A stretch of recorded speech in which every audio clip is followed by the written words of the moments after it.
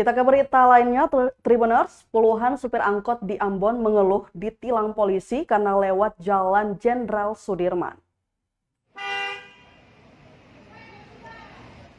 Puluhan supir angkutan kota di Ambon mengeluh karena ditilang polisi setiap kali melewati Jalan Jenderal Sudirman, yakni sejumlah supir angkot rute Paso, Hunut, dan Laha. Izak Pelamonia, ketua supir angkot Paso, mengatakan polisi dalam beberapa hari terakhir menilang mereka tanpa teguran. Lanjutnya, para supir memilih lewat Jenderal Sudirman karena jalur bawah dinilai macet. Apalagi menurut para supir, ada surat keputusan atau SK Wali Kota yang memperbolehkan mereka melewati jalur atas. Untuk itu, ia mengarahkan semua angkot rute Paso, Hunut, Laha, dan lainnya agar tetap lewat jalur atas.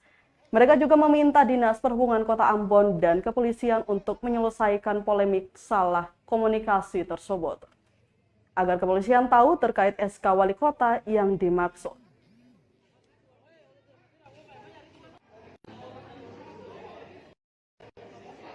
Pengemudi mengharapkan kepada kepolisian adalah sebelum menilang, tolong memberikan peneguran.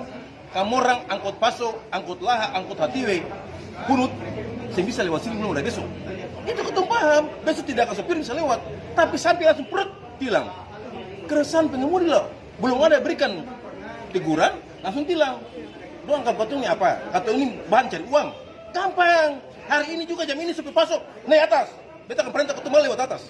Beta malah tilang kesini. Karena ketemu pegang kepada SK 3 berapa? 300 berapa kah itu tadi Pak Kadis bilang. Beta kalau pegang kepada SK itu kan sekarang. Jadi teman-teman hari ini semua sudah dengar tuh, SK itu fungsi untuk ketemu lewat atas. Lewat atas. Itu ya.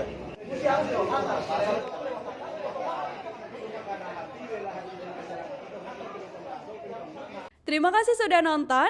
Jangan lupa like, subscribe, dan share ya.